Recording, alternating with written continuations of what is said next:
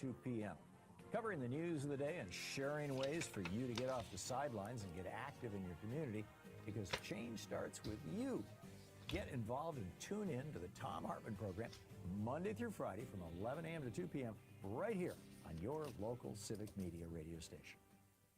On the next Nightlight, I welcome the Multicultural Center's Kate Compton, and filmmaker and founder of Chair on Stair Films, Derek Pfister, joins the show. Let's light it up. All right, we've got 10 seconds. Thank you.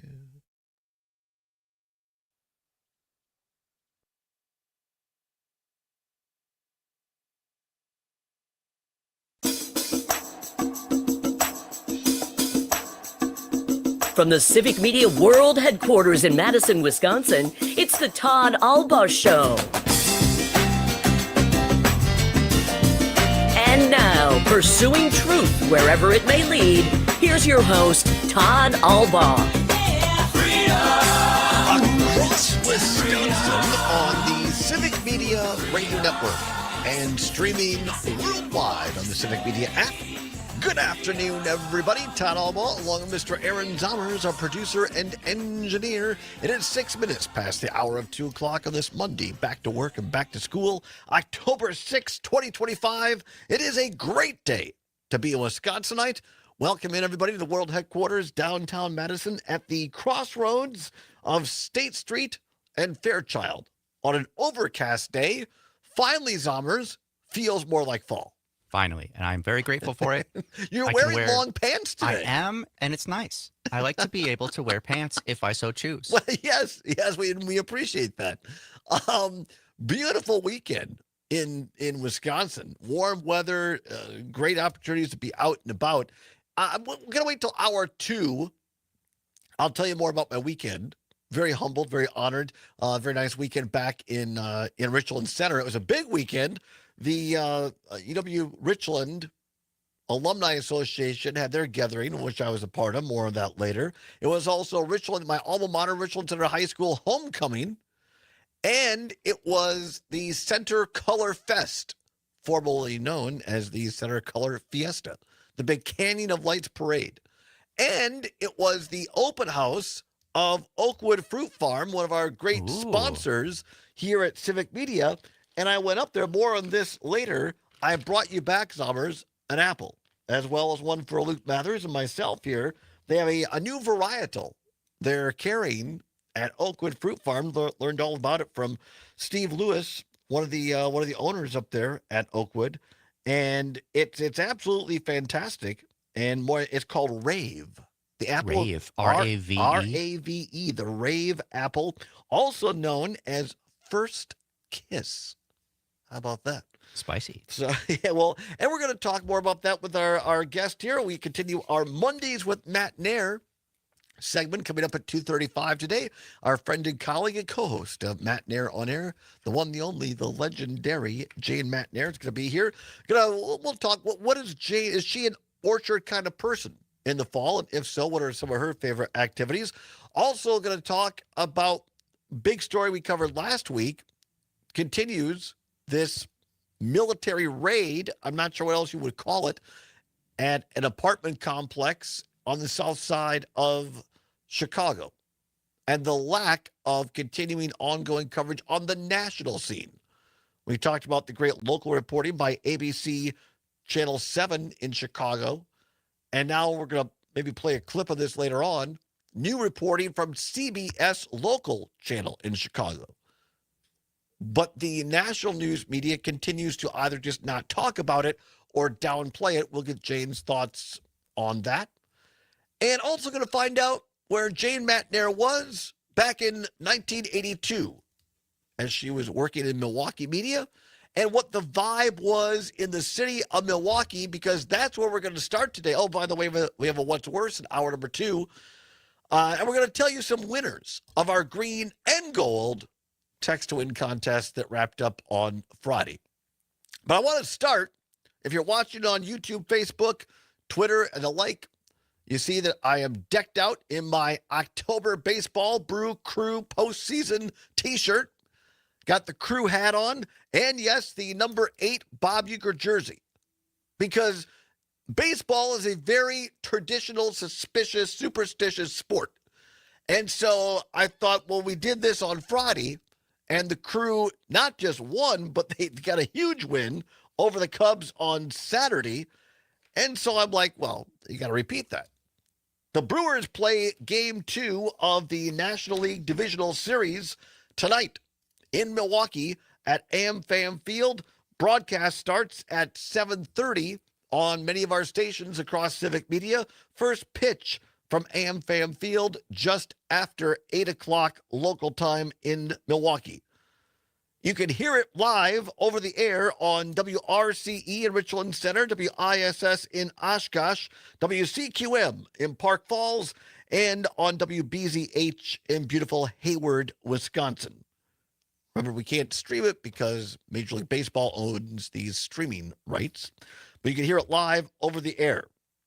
What a game it was on Saturday. I had this event for the UW Richland Alumni Foundation on late into the morning Saturday and early afternoon.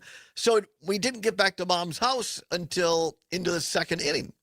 And I turn it on, and there's the Crew up 8-1. Yeah. And I'm like, what the heck happened? It was a pounding by the Brewers on the Cubs. What a way to start this best of 5 game series. As we said, that very important game number 2 coming up tonight. Want to play you a little audio, catch you up courtesy of our great sports reporter, Mike Clemens, who was there, gave some great live reporting during the game over his social media and continues to do yeoman's work for this network in bringing you some of the best cuts around. This is former Milwaukee Brewer manager Craig Counsell, now the manager for the Chicago Cubs, on the first loss of the Cubbies. Craig, obviously it's one loss and not more than one loss, but just given how it went, does it change your view of the series at all? Well, I mean, we're down 1-0. Nothing else changes besides that. It's 1-0. I don't think, I'm not sure we'd manage the game differently on Monday, up 1-0, down 1-0. So I'm not sure it does. We made it harder for ourselves. We got to win 3 out of 4 now. They got to win 2 out of 4. That's it. Manager of the Cubs, Craig Counsell. Then he was asked about his clubhouse's reaction, how the Cubs handled this devastating loss in game. I'm sorry I'm chuckling, but I get a big kick out of this, you understand, as a Brewers fan. Here's Counsell on the clubhouse reaction to the loss on Saturday.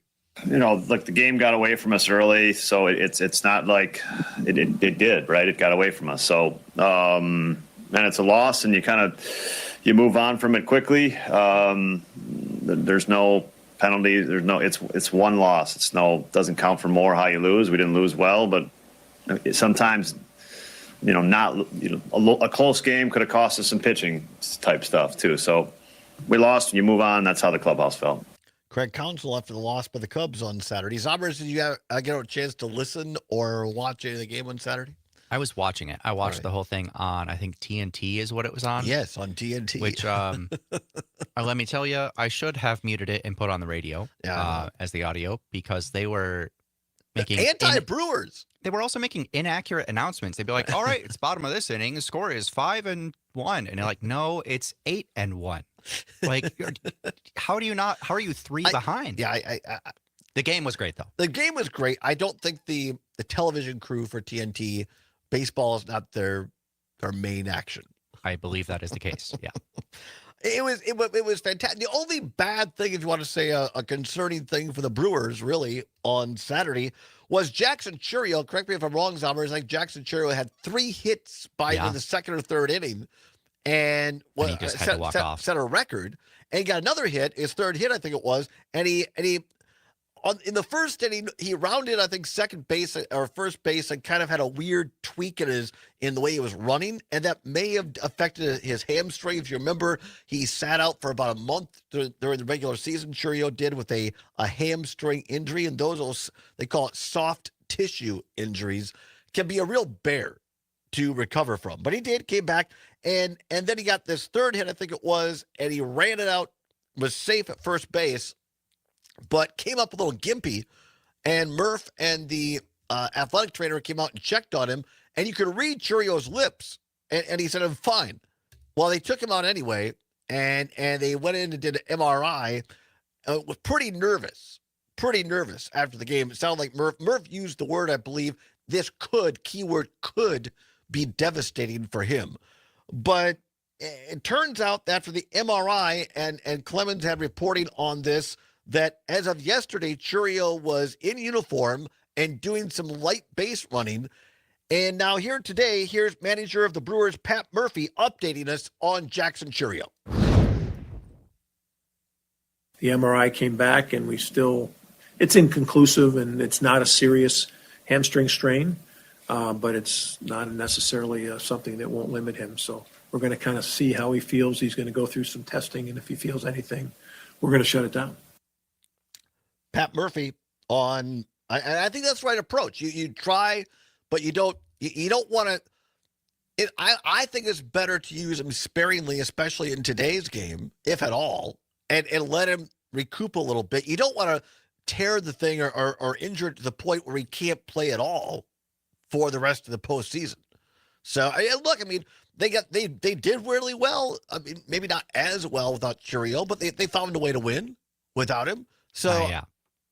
But certainly concerning for the Brewers. Definitely. But I would much rather see him later in the season than see him a little bit today and then not at all. Yeah, absolutely. Terry in Wausau listening to WXCO. By the way, we're going to be doing the show next week from beautiful WXCO, Bull Falls Radio. They're having a big open house on Thursday. We're going to broadcast the show live from WXCO in Wausau, so come down and see us. More on that later. Terry, listening up there in Wausau, says it was on TBS. I think it was the TBS crew, but boy, unless I was watching it on YouTube, and I thought it came across on TNT on my channel. So it's all part of Turner Broadcasting. Yeah, what I remember seeing and hearing, it's had the TNT logo on the score bug in the corner, but when they were talking, they were saying, TBS. It's all a big conglomerate. But thank you, Terry, for keeping me honest. I appreciate that. Here's Pat Murphy again talking about the pitching for today. Quinn Priester had been scheduled, but here's Murph saying who's going to go to the mound for the Crew today. Murph, what are your pitching plans? Yeah, Ashby's going to start. No, I don't know if Priester will be next. I really don't. Keep it cagey, Murph is. I love that. Confusing Craig Counsell a little bit. Keeping him off guard, off kilter. So it's Aaron Ashby on the mound tonight for the Crew again. Pregame on many of our fine stations gets underway at 7:30. First pitch from AmFam just after 8 o'clock. Cannot wait. It's going to be fantastic. And we need some good news in these times. We need a distraction from what can be a little overwhelming news and something that brings us together. And I was in Richland County a lot this weekend, spent a little time here in Madison on Friday night. People are pumped. I walked by, got some Wonder State coffee this morning on the square. I'm wearing this shirt, my October Baseball Brew Crew shirt, and the construction guys working on the new historical center up here on the square, where the guys yells out, "Let's go Brewers!" Yeah, so I had my hands full, so I couldn't clap. Yeah. Just like I just did right now. But people are excited. People are into it, and I'm really well. If we have time later, we'll play this clip I've got of the Brewers organization went up to several of the players before the game Saturday and said, "Hey, what's the vibe?" And they all answered it, and they seem pretty loose in a good way, not a cocky way, but just like, "Hey, we got this." And I think that was one of the biggest concerns coming into Saturday's game. Were they going to be tense? Were they going to be too tight, too wound too tight? But boy, they came out loose, ready to go, and ready to hit. Pat Murphy was asked another question at the post-game press conference on Saturday. Mike Clemens was there. We're going to play this for you. You're not going to want to miss it because he uses one of my favorite expressions, part of which had to be bleeped out. We'll play it for you after this. Pat Murphy with some censored material on the Civic Media Radio Network.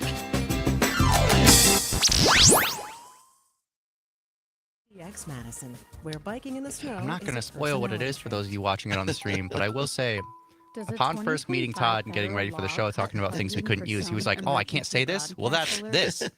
Yes. A law It signed is, by for people that know President me, Donald Trump it is on one of my July favorite 24th expressions rescinds $9 billion, including $1.1 that I'm not billion allowed to from use the on Corporation broadcast for radio. Public Broadcasting, or CPB. CPB, which funds NPR, PBS, and affiliates, announced it would shut down. Smaller rural stations rely heavily on CPB for weather and emergency alerts. Wisconsin stations got $8.5 million in 2024. The cuts led to a back and forth between Representative Derek Van Orden and Senator Tammy Baldwin on X over whether emergency broadcast alerts would be affected. I'm Trisha Young for Wisconsin Watch. Fact briefs are bite-sized fact checks of trending claims produced by Wisconsin Watch and GigaFact. Read more at wisconsinwatch.org.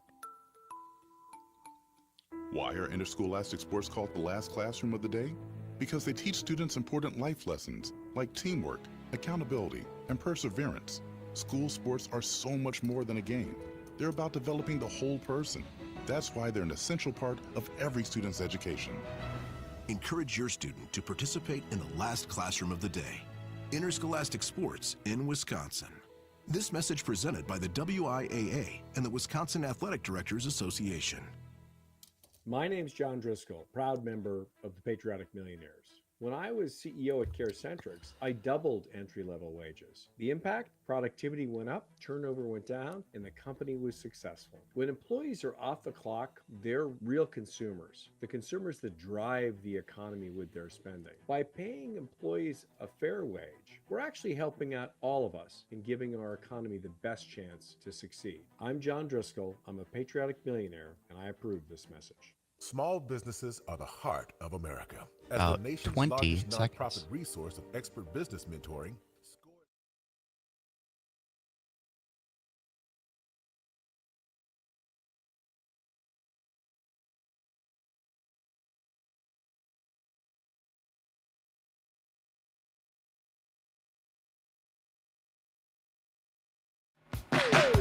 Come see what's brewing. Come see what the good times are. Come see what the Brewers are doing. Come on and cheer a superstar. Be a believer in Brewer Fever. It's fun to join in the cheering. Stomp your feet, clap your hands. You're part of the team sitting in the stands. That's right. Catch it. It's Brewer Fever. Welcome back to the Todd Allbaugh Show on the Civic Media Radio Network. 23 now, past the hour of 2 o'clock. Song made famous back in 1982 when the Brewers made that historic World Series run. Came up just a bit outside. By the way, that great film, Just a Bit Outside, the story of the 82 Brewers.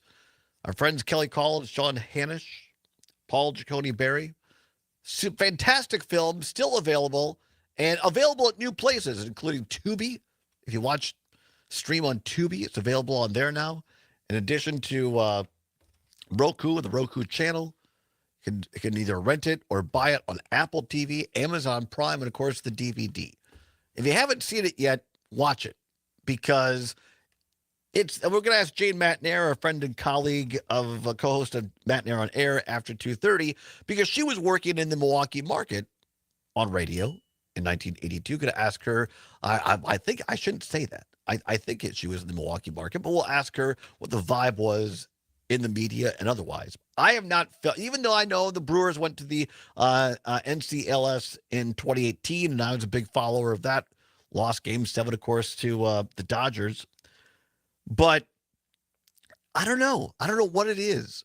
For me, I think it's just the buy-in of the players and the fact there's so many of, as they call themselves, average Joes on this team. It makes it more exciting, Summers. For me too, and I've said it multiple times. I'll say it again. It's the attitude of all the players and the whole team and Murphy and everybody. Yeah, is just, we're going to do our best. We're going to take ourselves seriously. We got this, but not in a cocky way. Yeah. And, honest and reflective the whole way through. Like, yep, that wasn't my best. Here's how I can fix it tomorrow. Yeah. No, they the Ted Lasso thing, have a memory of a goldfish. Yep. Yeah. Just be a goldfish. All right. So here's again our great sports reporter Mike Clemens. Nobody's covering this run by the Brewers better than our own Mike Clemens. We're so fortunate to have him. He brings us a cut Brewers manager Pat Murphy, after the game on Saturday, the reporter asked him, I'm sure it was Murphy or Clemens or somebody else, asks him, Murphy, about the handshake and why he doesn't do it and what's going on here. This is beautiful, golden, as they say. Here's the interview, or part of this interview from Saturday of Pat Murphy. Murph, when they do the pregame chalk lineups, why don't you shake your players' hands? When we do the pregame... You line up on the first baseline. Yeah. All the players come running down, they give their teammates high fives, and then you stare Blake Perkins in the eye and... Don't shake his hand. Don't shake his hand. Why do you do that? It's tradition. It's been a tradition. I've done it for 10 years now. Whenever we've had introductions, I just think I call it happy horse manure. You know what I mean? It's a bunch of happy horse. It sounds better when I use the other word, but I'm not going to use it because I don't use that kind of language public setting. But it's just like a lot of happy horse. You know what I mean? Like we got a lot of this, and then you go down the line, shake their hands, and then they go warm up, and then they come in the dugout and you shake their hands and you do some crazy handshake with them. You know what I mean? And I'm like, this is a lot of happy horse. Let's play the game. And it's kind of tradition. And then if you remember way back, I don't know what year, Arcia punched me really hard in the chest, almost knocked me down. Yelly's kind of doing that, but he knows it. Yelly's been here since then. So some players like Vaughn was so sincere. He didn't know it. Some guys forget, but yes, I never go down and shake their hands. I just go right to the line. I didn't know you noticed. I didn't think anybody noticed. See, so good. Yet another reason I love Pat Murphy, because he's not going to participate in that happy horse Hockey stuff. He tried so hard to not say it. It's one of my favorite terms to describe just, ridiculousness. It's just a bunch of horse. Anyway, I thought that was great. I think it's especially great because the first time he paused so long. Right. And then he was trying so hard. He's like, I'm not going to say that. I don't say it in public. And then he just said it twice. Because it doesn't have the same effect if you don't use the full word. Anyway, again, the Crew playing tonight. Pre-game show at 7:30 across many of our stations. First pitch starts after 8 o'clock. We'll ask Jane McNair here in a few minutes where she was back in 1982, whether she was in the industry, where she was working, and get her memories on that, and more serious news of the day as well. Terry in Cross Plains, listening on WMDX off the text line, says, Todd, I walked past a lady with a Cubs shirt on and told her good luck tonight. And she waved at me. And I said, but no, not really. Now, I don't know. We have all the details here. Did she give you a one-fingered wave back, Terry? Is that why you got snarky with her? Because there's no reason to amp this up. I mean, we can be pleasant to each other, unless she was one finger waving him. Right. So I'm not sure we know the full details on that. Alice in Cudahy. Now, this is beautiful. She sends us on, this is her front door, and she has a Brewers jersey on, number 15 there. And this is fantastic. It's Cecil Cooper's jersey. And Cecil Cooper is throwing out one of the first pitches tonight, I believe, along with Bob Uecker Jr. And there was one other player escaping my memory right now. But that's fantastic. Alice in Cudahy, listening to us on WAUK, has got that. And also she sends us a picture of herself in her really cool World Series 1982 bucket hat. That's great. How about that? Alice, thank you so much for your listenership in beautiful Cudahy on WAUK. And way to represent and get ready for Brewer Fever tonight on many of our fine stations. So exciting. Brewers Fever, catch it. Little farm news from Pam Yonke, Midwest Farm Report, and then come on back. You're not going to want to miss it. Our own Jane McNair. Where was she in 82? What was the vibe like? And also, a little more serious news on the national news, ignoring the truth of what's going on in this country. Jane McNair is next. Don't miss it on the Civic Media Radio Network. Wisconsin. More lakes, more bikes, better radio. WMDX. Madison, Wisconsin. Students, government, lakes. and 92.7 WMD. Would you look at that? There she is. I love the candelabra. Oh, thank you. That's it has a little bit of Phantom of the Opera vibes. I love it. Yes. That's what I was going for, Todd. That was exactly what I was going for. Yes. If I only had a cape. Actually, I do have a cape. Give me a second. Oh, sure. That's fantastic. How are you? I am well, thank you. And yourself? Good. You know, I got brewer fever, so finally I got something I don't have to use penicillin to get rid of. Oh, good gracious. What have you been up to? Nothing fun, anyway. Sadly, no. No. Sadly, no. So were you working in media in '82? You want? Let's say. Oh, well, wait. I have some ideas. See, this is for those watching the stream. This is the point of this segment. Is that when Jane and I travel together, or we have fun just talking to one another and hanging out, and so our purpose here is to bring a little bit of that vibe to you, the home listener and home viewer. Two friends chatting really is what it is. Exactly, that's what it is. We'll get into this later, whether you're an orchard person or not. But I brought back apples from Oakwood Fruit Farm this weekend. Well, I was just on the road this past weekend with a friend of mine. Oh, great! Who is next year? He's going to be 89. Wow! And he has never been to southwestern part of the state. And so we went to Prairie du Chien for the weekend. Oh, wow. That's beautiful. And went to Villa Louis. Oh, my gosh. That's such a cool place. Had you been before? No.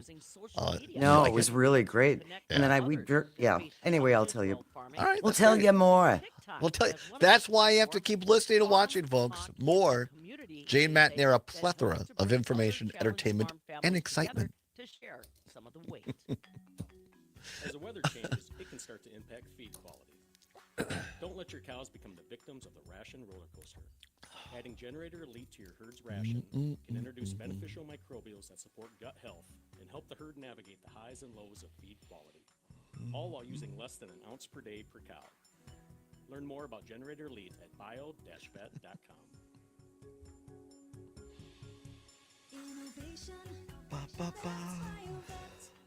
And you might want to start shopping for that Thanksgiving turkey a little earlier this year. The American Farm Bureau Federation's Market Intel series says economic factors like disease challenges as well as high-path avian influenza have driven wholesale turkey prices up about 40%.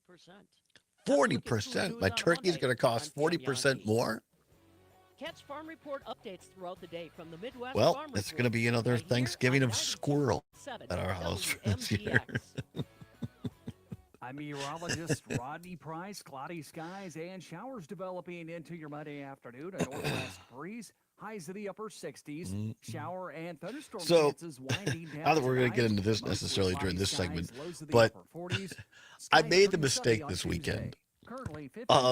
There was a post on X from CBS College Sports, which I hardly ever watch their show, but Rick Neuheisel, the former Northwestern coach, is part of it. I used to listen to him on Sirius XM and stuff. And they posted this video of CBS College Sports because Neuheisel's son is now the offensive coordinator for UCLA, and they knocked off Penn State. UCLA unranked, Penn State, I think number 7 in the country, knocked them off. Huge upset. And they showed Neuheisel like watching it while he was off the air and clearly getting emotional. And they came back and they gave him a chance to talk about, hey, I can't be non-biased. And his counterparts on the set started making fun of him for being emotional. And so I posted, I thought that was unprofessional, but I put it in the comments instead of retweeting it.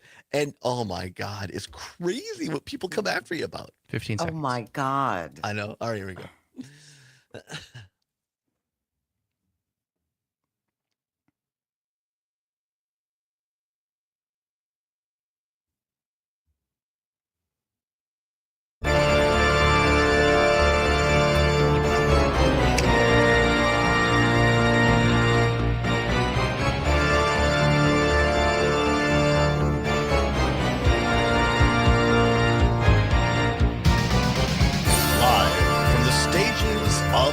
Milwaukee Riverside Theater, a starring role by our own Jane Matnair in Phantom of the Opera. Well done, Mr. Zommers. Wow, that's great. Welcome back to the Allbaugh Show on the Civic Media Radio Network. 35 minutes now past the hour of 2 o'clock on this Monday, October 6th. Yes, applause for Zommers for dialing up little Phantom of the Opera. For those watching on the stream on YouTube, Facebook, Twitter, X, Twix, whichever you want to call it, Jane from her lovely home has a lovely candelabra behind her. And I said it looks a little Phantom of the Opera-ish, and so that's why Zommers. And, of course, Jane and I are big fans of musicals. So we are. Yes, we are. You can hear her every morning along with her co-host Greg Bach on Matt Nair on air across many of these fine stations of the Civic Media Radio Network from 9 until 11. The one, the only, the legendary Jane Matt Nair. Jane, how are you? I am excellent, my friend. How about yourself? I've got Brewer Fever. As you can see, I got my Euchre jersey up. I got my October baseball shirt, my hat on. I'm set to go. You know, I have not felt this way since '82 when the Brewers went to the World Series. Of course, came up just a bit outside, as they say, against the Cardinals. Jane, you are an institution of Southeast Wisconsin. You're a legend in Milwaukee broadcasting and Wisconsin broadcasting. Really, were you on the air? Were you in the media, as they say? And if so, where were you working at in when the Brewers did this? Well, not to the World Series yet, but when they got this kind of fever last time. Well, Todd, in 1982, I hadn't been born yet. I forgot. I apologize. Yes, I still yeah. So no, I started my career in 1981, but my very first job was in New Ulm, Minnesota, at KNUJ AM radio, and then we launched an FM station. One other person and I launched the rock station of the area, KXLP. And so I didn't move back to Milwaukee, the Milwaukee area, southeastern Wisconsin, until 1984. But I see. Okay. In 1982, when I was working at that radio station, I was also involved in the community theater, and we had rehearsals nights that the Brewers were playing. So the show was The Passion of Dracula. I was Mina. Anyway, that's a completely side thing. I would run back and forth because there was a bar across the street that had the game on, and I would run back and forth, and that was the game that we lost. And that ended it. But I mean, it was great. It was very exciting. I had gone to the Brewers, neighbor's father, Mike Cena, used to take Liz and I to the Brewers games when I was about 9 and 10 at the Old County Stadium. Yeah. And so, yes, it was fabulous and very exciting, but I was not in Cheeseland at that time. But you were behind a mic and doing what you always do, which is entertain and inform people. And but that's great. And I just think that, I mean, what's it like? You live in Milwaukee. Can you tell, just going to grocery stores and stuff, is there kind of a vibe? Do you see more people wearing Brewers stuff? That people seem excited about this, living there in the city? Oh, without a doubt. Without a doubt. People have more, I've never seen. Well, and it's nice because everyone's been getting this stuff for Christmas for such a long time. Now you can wear all of the gear that you have accumulated over the years. And no, absolutely. There's a lot of excitement, a lot of hope. If you're like Greg, it's hope tempered by trepidation and fear. And I'm kidding. No, I was listening, and I said out loud, I'm like, Greg, cheer up. They won the first game. But there's another game, Todd. There's more games. And I respect that too. You know, yeah. It's not like Brewers fans haven't had their hearts broken before. But it's wonderful to see this team get this far and enjoy the experience. Yeah, it really is. It's something special. Again, you can hear the pregame show starting at 7:30. The first pitch just after 8 o'clock on many of our great stations, including RCE in Richland Center, ISS in Oshkosh, CQM in Park Falls, and WBZH in Hayward. Over the air, terrestrial broadcasting, as they say. So stay tuned for that, and hopefully we can talk about another win tomorrow. So we shall see. They're taking the train. There's a train going from Milwaukee to Chicago for the Wednesday game game at Wrigley. How fun would that be, Jane, to be on that? And that is such a brilliant idea because anybody who drives the stretch between Milwaukee and Chicago, that stretch of 94 can be very, very, very slow. And I think that's really smart. And I'm sure a lot of people are going to be traveling that way rather than driving, just trying to find a place to park. Yeah. It's going to be crazy. It's going to be fun, and hopefully going to win today and wrap it up maybe at Wrigley on Wednesday. We shall see. We're talking with Jay Matt Nair, co-host of Matt Nair on air every morning from 9 until 11 here on the Civic Media Radio Network. Jane, we were up did a couple of shows in Shawano last week, and we're sitting up there and came across my feed, and at first I'm like, really? Is this? And I had to do a little checking and we spent about 40 minutes last week. What was it, Sommers, on Wednesday's show? I think, Wednesday's show on this, that the United States Department of Homeland Security and ICE did this raid on an apartment complex in South Chicago, starting off with a Black Hawk helicopter and then dragging people, some half-clothed, without warrants, breaking in doors, zip tying children, separating people by the pigment of their skin, many of whom were American citizens. And that morning, as I often do, I watched CBS This Morning, and there was no mention of this. And no mention of it on CNN, and we spent 40 minutes of it on it. I know you and Greg now have talked about it, other places on this network, but what is your view of this, Jane, as someone who's been in broadcasting for a long time and you know this industry better than anybody that I've known? What do you make of this lack of national attention versus ABC 7 in Chicago, which is the story that we used, which was phenomenal reporting? Well, thank goodness that they still have that media outlet in Chicago where they have local reporters on the ground. You know as well as I do, Todd, that major mainstream media has been changing for a very, very long time. And broadcast television, specifically CBS, ABC, NBC, depend on advertisers. And the whole advertising model has changed. And we've seen more local outlets get decimated. And now, because so many of our large media companies are owned by big corporations with people who do seem to be especially friendly with this administration, that's how you control things.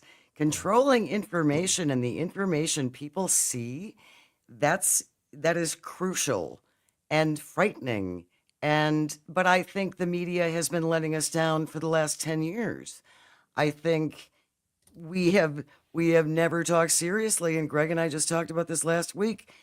Our current president is not well and does not appear coherent very frequently now in public in speeches. And I don't hear that talked about at all. You and I talked about this last week. There is so much information. There are so many stories on a daily basis. The judge's home in South Carolina that was burned to the ground. Did you see that? Yeah. And quite frankly, when I first saw that, I had to double check to make sure that the story was not AI generated.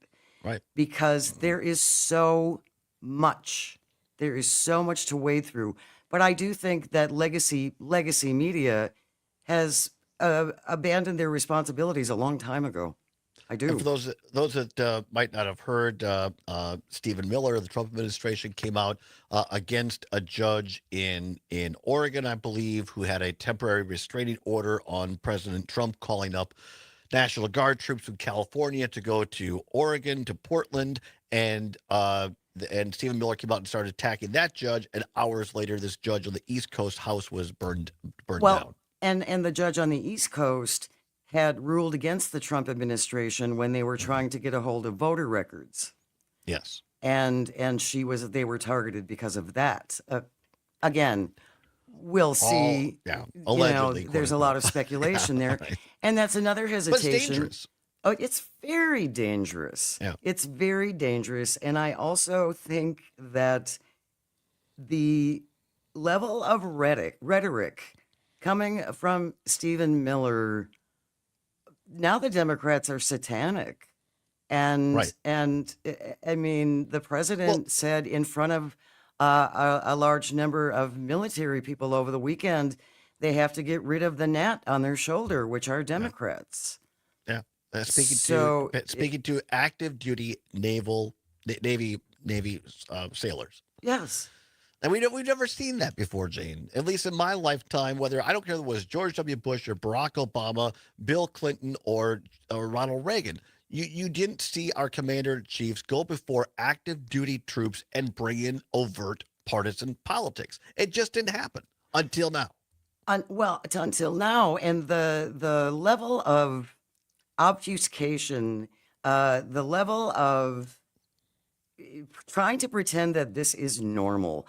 I challenge anyone to read a transcript of one of Donald Trump's latest speeches and explain to me what it all means. Yeah, it's seriously a word salad. It is completely word salad, completely off the top of his head, and the fact that the media has not spent more time in trying to make it normal. It is not normal. It's not. None of this is normal. Let's go ahead. And I don't want to spend a whole lot of time, but name Barry Weiss might not mean a lot to a lot of people, but she has just been named essentially editor-in-chief of CBS News. And she used to be at the Wall Street Journal for a time, the New York Times, but she started this thing 3 years ago, I think, called the Free Press, an online publication, and Paramount Skydance just bought it for $150 million. Not bad if you can get it, Jane. Yeah, that's a good startup. She is friendly to Trumpism and MAGA, and she has now been put in charge of CBS News. Thoughts? I think this is actually part of Project 2025. One of the, or actually, if you want me to get really off the rails here, Seven Mountains Dominionists. And the Seven Mountains to take control over include the media. And I do believe that Peter Thiel and some of these other larger companies are very much a part of controlling them as much media as humanly possible in order to control the messaging. Because information is power. Knowledge is power. That's what I was taught. I think you're right. And when both of us were growing up, whether or not you always agreed or not, I think there, well, you tell me whether you agree with this or not, that whether it was the New York Times or the Chicago Tribune, CBS, ABC, there was some sense of a certain guardrails that we're going to play this down the middle. We're not going to be overtly bought out by one side or the other. And those journalistic ethics, Jane, just seem to have disappeared nearly. Oh, without a doubt. Without a doubt. The attempt to make it both sideism when it is not has destroyed legacy media. Jane Matnair is going to come back and talk a little bit about what's coming up on their show for this week. And also, is she an orchard person? That burning question will be answered after this on the Civic Media Radio Network.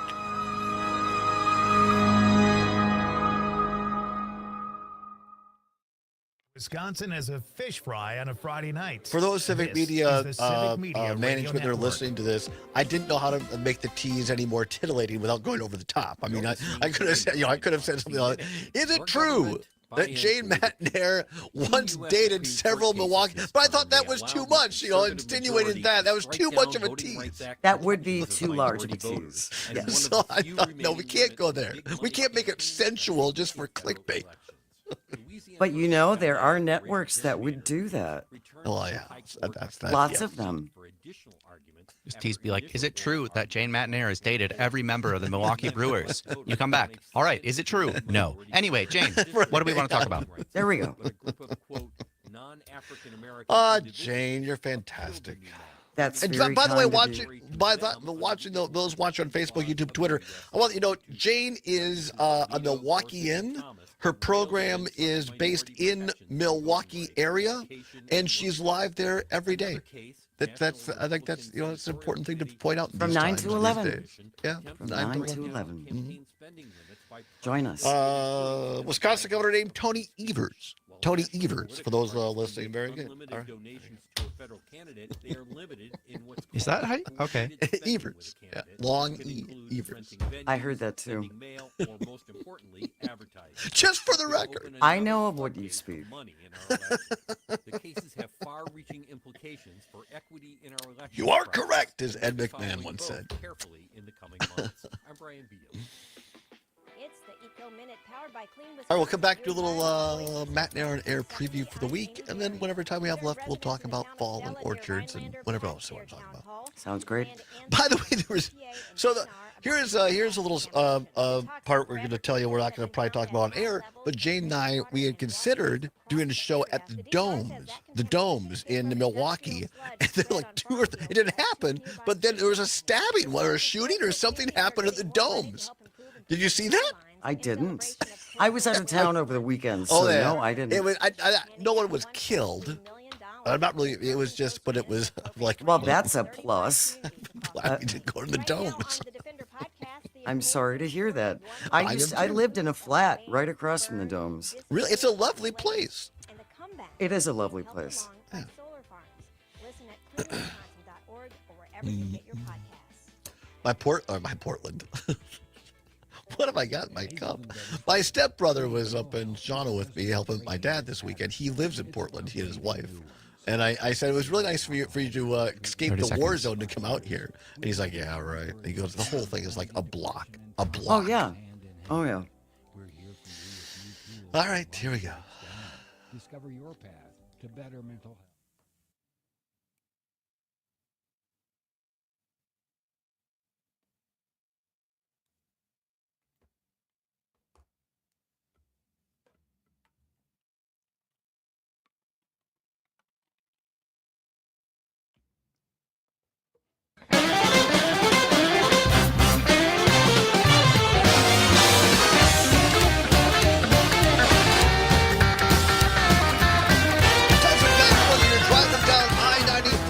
Maybe you're traversing Highway 29 or Highway 14 in Southwest Wisconsin every morning from 9 to 11. That's what you're going to feel like when you tune in Jane and Greg on Matt and Air on Air. Going to feel like a little jazz party. You understand? You're going to get some news, going to get some laughs, going to feel better after you listen to Jane and Greg every morning. So tune in for that. The one, the only, incomparable Jane Matt and Air joins us live from her beautiful home in an undisclosed part of Milwaukee. Yes. We're happy to have her here. By the way, Joseph watching on YouTube says, Todd and Jane, thank you for highlighting Weiss and the Free Press. They are MAGA dressed up in just asking questions, quote unquote, drag. Well, and the other thing that's maddening, quite frankly, are the lack of follow-up questions. Yeah. Because they are, I'm sure in some instances, if you ask a follow-up question, you'll never get another question. Right. They'll just cut you off, which again is not healthy for democracy. No. It's not. Questions are not bad things. And in case you're just joining us, Barry Weiss, who had a career at the Wall Street Journal, New York Times, and then started this online publication known as the Free Press about 3 years ago. CBS or Paramount Skydance just bought it for $150 million and named Barry Weiss editor-in-chief of CBS News. That's what we're discussing. By the way, Joseph said, just asking questions drag. Have you ever been to a drag show, Jane Metner? A long time ago. Yeah. Really? Yeah. I feel like my my gay card may be revoked at any moment because I've never, I mean, I'm familiar with the genre and I'm fine with it, but I've never actually been. So maybe that's our next road show. Jane and Todd do a drag show brunch. That works for me. Jane Right? and Todd drag brunch. That would be a great show. I think that'd Just be, saying. I think that'd be a lot of fun. That would All work. right. No drag show brunches, I don't think, but what's coming up this week on Matt and Air on Air? We do have a busy week tomorrow. Pat Kreitlow is going to be joining us. Also, our friend Pam Yankee, the fabulous farm babe. We love talking to her. Civic Media's own award-winning journalist, and we call her the genie of just about everything, Terry Barr, is going to be joining us for a slice of Wisconsin, a great little feature she does about really interesting things around the state. Later on this week, Darren Von Ruden is going to join us. He is the president of the Wisconsin Farmers Association. And I have a feeling we will be talking about tariffs. I'm sure you will. That's a real thing. I think I heard Pam talk to the Midwest Farm Report this morning. I know you've talked about it. I know Maggie Dawn's talked about it. We've talked about our show. I believe it's National Mental Health Awareness for Rural and Ag Producers here in America. Really, really important. So I love that you bring on Derek Van Ruden because he brings a part of this state that's so important to all of us, really. Yes. And yes. I appreciate you guys bringing him on because he's always a great guest. I always learn something when I listen. Well, and that's what we try to do with our guests. Quite seriously, there are so many things I don't know, Todd. It's embarrassing, which is why we bring on experts who do know. And Darren is just, like you said, he's a terrific guy. We've learned so much about Wisconsin and the industry and how our farmers really get used by all sides. Yeah, pretty much. I thank you for. I think I may have said Derek. Darren is the right Darren name. Van Ruden. Darren Van Ruden. Yes. Yes. All right. It's 56 minutes past the hour here. Oh, by the way, neither one of us came in as the top dog in the old green and gold text to win contest. I've spoken with Director of Operations Luke Mathers and found out, and you talked about this, and I couldn't. We're in complete agreement. The whole thing was rigged because they gave Hartman two words, and so he beat us both. Well, of course and he did. I don't think it was fair. I mean, I texted you. I know. I texted you at the beginning, and I said I'm going to contest this because I am so delighted with how many people were excited and entered the contest. It was great. And what Greg and I always learned from it, that's why we went to Butternut. And that's how we learned about Butternut. I'd never heard of it before. I loved that it existed, and we took a road trip and went there. So that's one of the great things about the Text to Win contest that we have. We can tell you now it's beneficial. Jane teased it on her show. Apparently, the grand prize winner has been contacted, and we are pleased to announce that Dennis from Minocqua, listening on WCQM, Jane, Greg, and I have been there, is the big grand prize winner of the green and gold contest. Can we say the words now that the contest is over? Don't. Really? I can't. Don't. All right. So. Jane's giving me the look of do not do this while I'm on the air with you. All right. He's going to a game in November, a football game between Green Bay and Minnesota.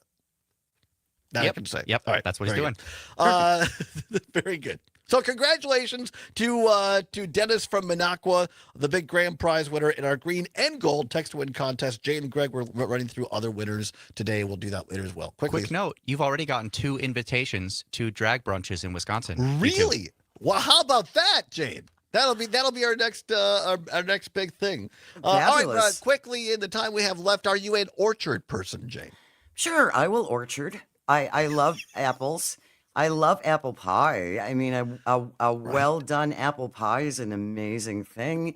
Apple crisp is good. Sure, why not?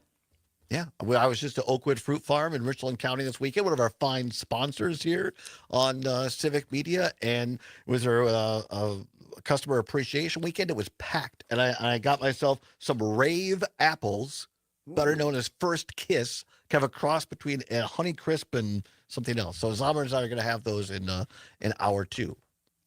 So do you peel them, or do you just eat it whole, or do you cut it up, or okay? Just bite that apple, baby. Get that crunch, that snap. Enjoy. Now, we enjoy you, Jane Matnair, every morning from 9 until 11 along Greg Bach. Matnair on air. Thank you, my friend. We'll see you next Monday. Thank you so much. Take care, Zommers. Adios. All right, stay tuned. What's worse? And Todd takes a bite of an apple in hour 2 on the Civic Media Ready Network. This is Thank you, Jane. That was amazing. Thank you. All right, talk to you later. See ya. Bye-bye. Bye. News and great conversation. A Civic Media station.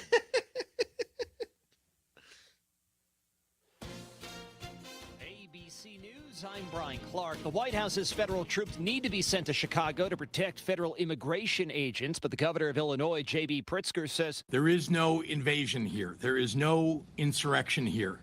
And local and state law enforcement are on the job and managing what they need to. He and the mayor filed a lawsuit to try to stop the deployment. A federal judge in Oregon over the weekend blocked the Trump administration from deploying the National Guard to Portland. The government shutdown continues. The Senate expected to vote today on a bill to reopen the government, but it does not include Democratic demands to reverse Medicaid cuts or extend insurance subsidies. The acting CDC director says he's calling on vaccine makers to separate the MMR vaccine into separate shots, echoing a suggestion last month from President Trump that health experts say could be ineffective with no benefit. And indirect talks have begun in Egypt, focusing at ending the Israel-Hamas war. This is ABC News.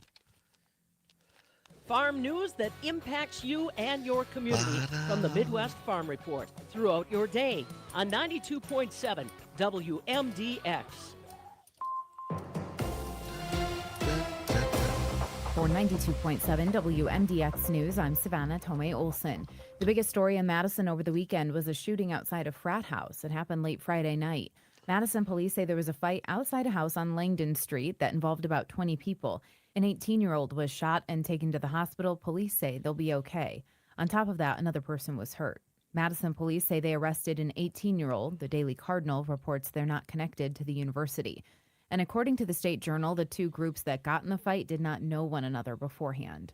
The Pi Kappa Alpha fraternity confirmed on Instagram that it happened outside their house. They say, quote, Madison is known to be a fun, vibrant, and safe They're city, putting and we are the certain Wisconsin that alumni and Ohio current State students football alike game want on to keep it national that way, television on end quote. CBS. Meanwhile, on Madison October police 18th. seized more than 100 fake IDs at a bar That's near a choice. campus. Police say the community policing team did a check at a tavern didn't know you in the could broadcast 600 block of murders. State Yeah. Street, and they ended up citing 8 No people one's ever for made that joke underage before. drinking and confiscating 137 fake IDs. Some students were frustrated and called it a trap. The Daily Cardinal reports Madison police say they want to move away from bar raids and want to do more checks like this instead. The student paper reports police allowed underage bar patrons to give up their fake IDs and avoid a citation. And our first supermoon of the year is tonight. They happen when the moon's orbit is at its closest point to Earth, making it look bigger than normal. Beautiful moon last night. October's Did you full see it, moon Summer? is called the Harvest I Moon. did not. The The Harvest Old Farmer's Almanac says it'll be fullest and brightest just before 11 o'clock tonight. The next 2 full moons in November and December will be considered supermoons as well. And 28 years ago today, the Rolling Stones took over Camp Randall. 27,000 people went at about $40 a ticket. That was actually the final concert there for decades until Morgan Wallen and Coldplay revived the tradition this summer. I'm Savannah Tomei Olson, 92.7 WMDX News. Game 2 is tonight. Hi, I'm Mike Clemens with sports. Baseball, it's the Brewers and the Cubs in the NLDS. Milwaukee winning Game 1, 9-3 on Saturday. Cubs manager Craig Counsell. Well, I mean, we're down 1-0. Nothing else changes besides that. It's 1-0. I don't think, I'm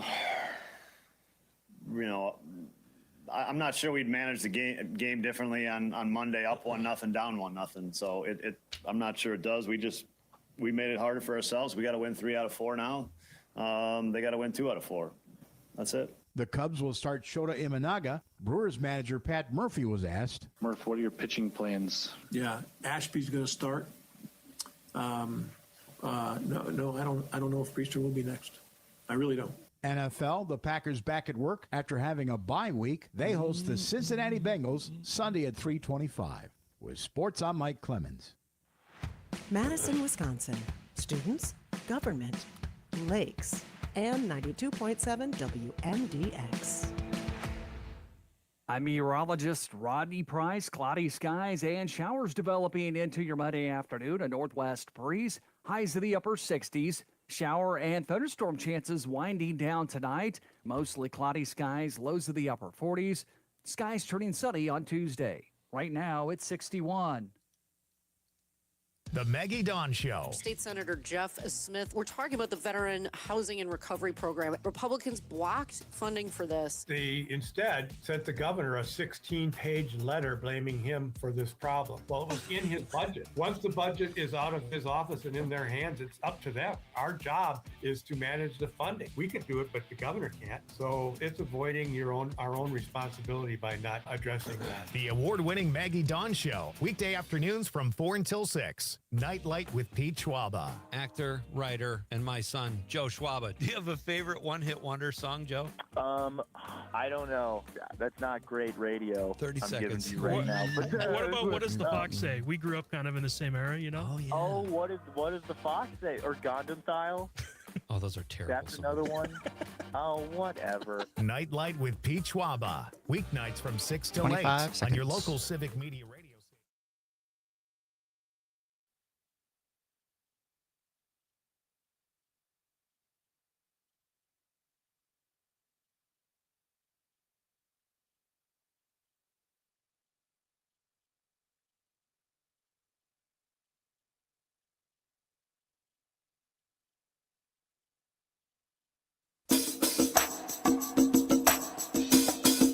From the Civic Media World Headquarters in Madison, Wisconsin, it's the Todd Allbaugh Show. And now, pursuing truth wherever it may lead, here's your host, Todd Allbaugh. Across Wisconsin on the Civic Media Radio Network and streaming worldwide on the Civic Media app. Good afternoon, everybody. Todd Allbaugh, along with Mr. Aaron Zommers, our producer and engineer on the board. It is 6 minutes past the hour of 3 o'clock on this Monday, October 6th, 2025. It is a great day to be a Wisconsinite. Welcome into the old world headquarters downtown Madison, Wisconsin, at the crossroads of State Street and Fairchild. Overcast day. Fall has arrived, Mr. Zommers. Welcome into hour number 2 of the big broadcast on the Sam Davidson Street Cam. For those watching online, look at that beautiful shot there. A little cockeyed. I set the camera up today. As my grandpa used to say, don't be like the cockeyed seamstress. She couldn't menstruate. Yeah, gotta be careful when you're setting up cameras. You gotta be careful of that. But anyway, there are a couple of cars going by. Not a lot of activity downtown Madison today, at least people. Pedestrian traffic. Maybe people are staying inside summers after the beautiful weekend that we had in Wisconsin. Maybe, especially because at least on my way in today, it was drizzling a little bit. So maybe people are just like, tut tut, it looks like rain, and they're staying inside. It could be. That was a couple of sprinkles earlier, but yeah, it's that time of year, a little fall-like. It's gonna be a football game. By the way, it's homecoming week here in Madison for the University of Wisconsin Badgers, and some breaking news. And I'm not sure whether this is good or bad, because you always like national coverage, generally speaking, for our state, for our athletic programs. It's just been announced, according to Channel 3000, WISC TV here in Madison, the Wisconsin football team will host top-ranked Ohio State on October 18th, and you can catch the game live on CBS. The action will kick off at 2:30 in the afternoon. So the big Wisconsin-Ohio State game on October 18th here in Madison will be a prime time, at least prime time afternoon Saturday football viewing. It'll be the key game on CBS at 2:30. First, though, the Badgers face Iowa, or as my granddad and grandma used to say, Iowa. They face Iowa this Saturday for the homecoming game. It's a night game, 6 o'clock. At Camp Randall. You can hear it on many of our stations. Iowa taking on Wisconsin, 4 o'clock for the pregame show, just after 6 for the kickoff on RCE in Richland Center, LAK in Amory, WFHR in Wisconsin Rapids, and WRPN in Ripon Good Cookies, Wisconsin. How about that? So that's coming up. I'm going to the game. You're going with me, Zommers, courtesy of our friend Trygve Olsen, who will be in town. I think he's going to join us on the show on Friday. That'll be a lot of fun. And also, other breaking news I can now confirm via our co-executive producer, Chris Pauls. He has booked, and I've been wanting this for a long time, for a guest. I can tell you that if you've ever gone to a Badger football game and heard 1st and 10 Wisconsin. 1st and 10 Wisconsin. There you go. The man behind that voice is Mike Mankey. Mike Mankey, and he is going to be here on Friday. That's awesome. We're going to interview Mike Mankey and find out what it's like to be the voice of the Badgers on the PA side, both for football, he does volleyball, basketball. So Mike Mankey will be here from the University of Wisconsin-Madison PA announcer. So I can't wait. That'll be a lot of fun. I think Brady Ewing may be along as well, former Badger and NFL veteran, talking about homecoming. I hope that the Badgers can win this one. It'd be great to win the homecoming game. I'm pulling for them. I want them to win. But as our sports reporter Mike Clemens reported, they lost at the Big House over in Ann Arbor on Saturday, Michigan 24 and Wisconsin 10. And Luke Fickell chose to start the the third string quarterback in that game. And you know what? The Badgers went down, scored first, 7-0. I did not get to see much of it for another, I'll tell you why in a minute. But the Badgers play, look, I'm not hating on the players at all. I think they're giving it their all. They played Michigan tough at Ann Arbor. And at 24-10, 3 minutes left to go, Wisconsin has the ball. And all 3 timeouts. And Coach Fickell decides to essentially wave the white flag and not use any of those timeouts. You're down 2 scores. And I think what it says to your players is there's no fight left in you, or at least that's the message you're sending. And that was the takeaway from a lot of Badger fans on Saturday was, hey, you know what? The players showed some progress. Give them credit. But now why is Fickell essentially given up? So you just don't do that. Very, very frustrating on the part of the head coach of Wisconsin. So I'm hoping everything comes together and they can get a win this Saturday against Iowa for the homecoming game. Let's hope that. Hopefully. Well, hopefully he at least doesn't throw in the towel. Right. And you can hear the Badgers on the Civic Media app as well if you're out living in one of those cities that I mentioned. So tune us in. If you don't have the app, you can download it on your Apple or Android device. It's free. It's what Gail King calls a deal over there at CBS. We'll see. That's a whole other kettle of fish. But with the changes happening at CBS, I'll be interested to see her contract is up in May. I'll be interested to see whether Gail wants to go another round with these people. Or whether or not they want her to. Well, yeah. I just think that Gail's going to, I don't know her, obviously, but from what I read and have admired her career over the years, I just don't know that she's going to want to be part of this new CBS. Well, a lot can happen between now and May. It can, as we know. So it can be a lifetime, indeed. A much shorter time tonight. If you watch on YouTube, Facebook, Twitter, got my Brewers October baseball stuff on. Got the Euchre jersey up here in the studio today. Brewers in Game 2 of the NLDS against the Chicago Cubs. Pregame starts at 7:30. That's right. It's a late game tonight. First pitch just after 8 o'clock at AmFam Field. You can hear that one only over the air on RCE in Richland Center, WISS in Oshkosh, WCQM in Park Falls, and WBZH in Hayward. So dial it in there on those great stations. Looking forward to the crew getting at it tonight. Going to do a What's Worse for you in just a minute, but going to ask for your indulgence for a couple of moments. Don't normally do this. Don't do it too often. I don't think, Zombers. No. But I do this for one reason. Well, 2, I guess. Number 1, to say thank you. And number 2, just to talk about the subject of opportunity. Was very honored, humbled to go back to Richland Center this weekend for the University of Wisconsin-Richland Alumni Gala dinner that happens every fall. Because I started out my comments on Saturday saying, I think there had been a great mistake happen, and they ran out of people to nominate.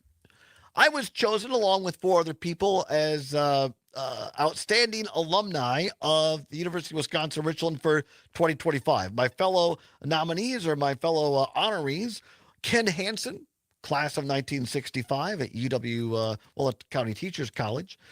Jane Goplin-Kinney, class of 67. Terry Canothy, class of 76. And Julie Brock-Stebbins, class of 1973.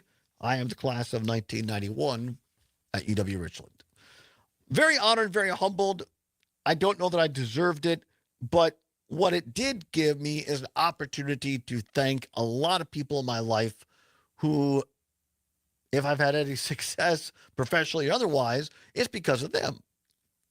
And so I use my time, and I'll give you a shortened version here, that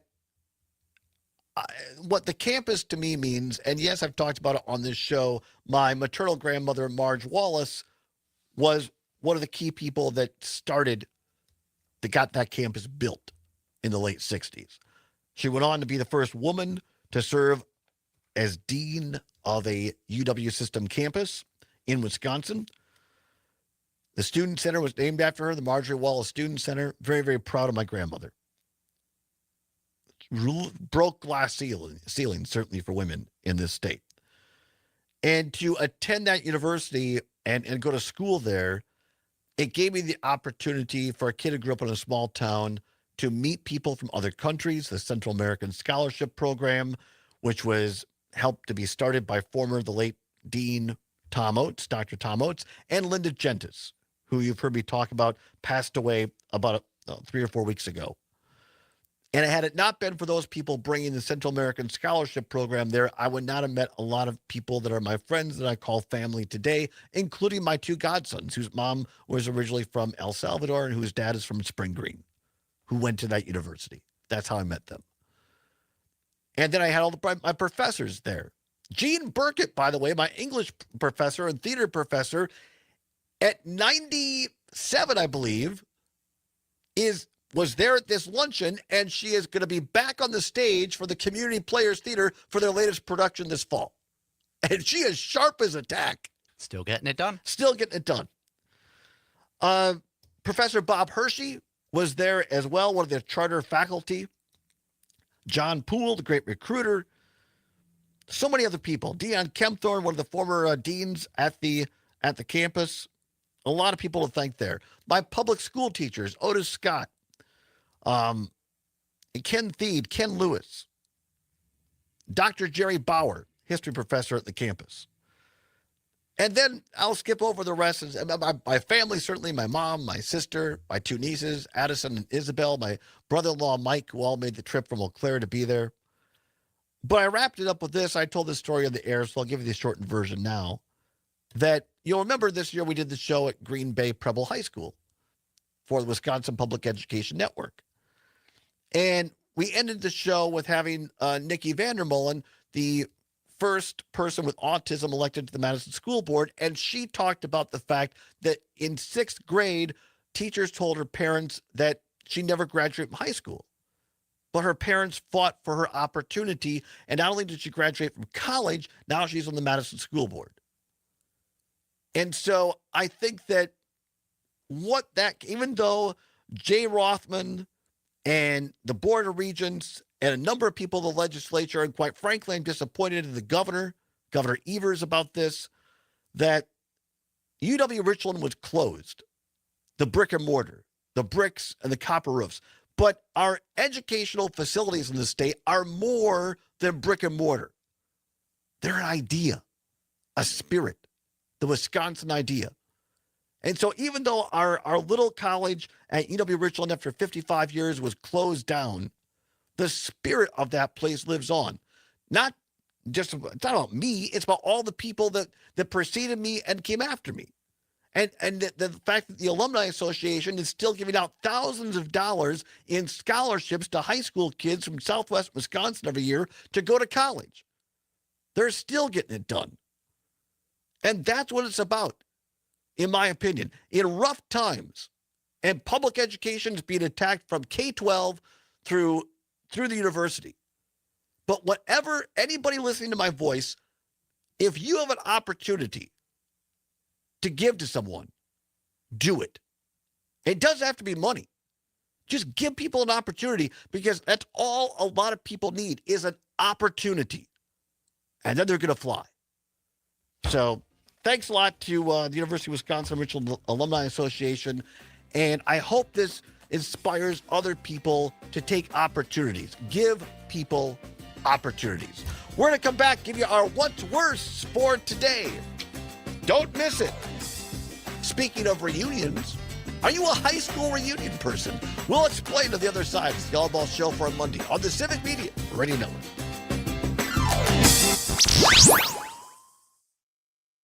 92.7 WMDX. Wait, is the first Growth one Leader usually in at the 10 best years way. after graduation?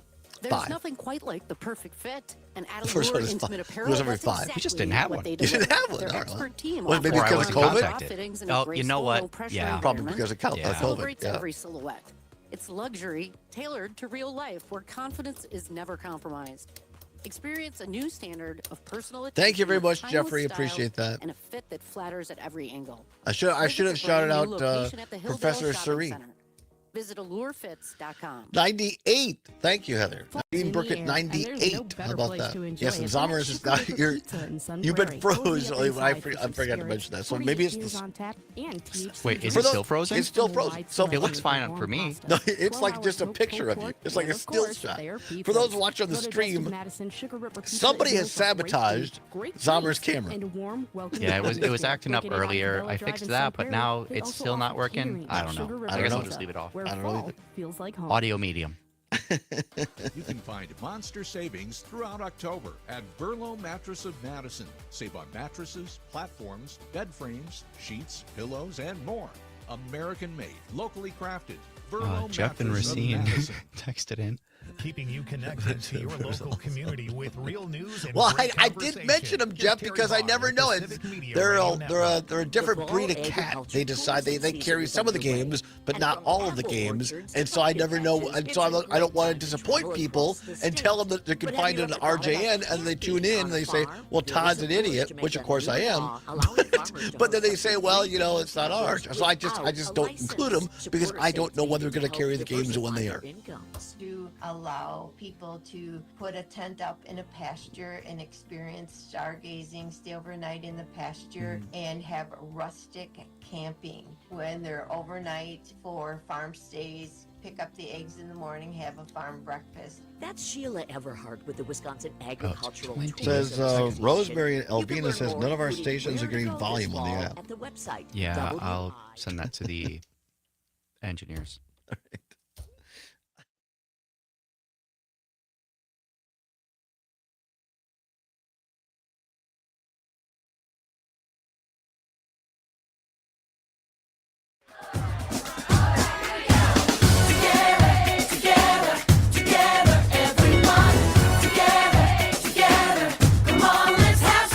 Welcome back to the Allbaugh Show on the Civic Media Radio Network. 22 now, past the hour of 3 o'clock on Monday, October 6th, 2025. Glad to have you along. Getting some word from many of our listeners that the app maybe have a couple of bugs in it. We're working. Our fine engineers are all over it. They're on top of it. If you're not getting volume on the old Civic Media app, keep refreshing it, keep trying. You can also find us, I think, still at civicmedia.us. Is that true, Zommers? People can listen there. Yeah. All right. So he's busy Sorry, trying I'm to in the fix middle the of something. problem. Yeah, You understand? exactly. He's working on it.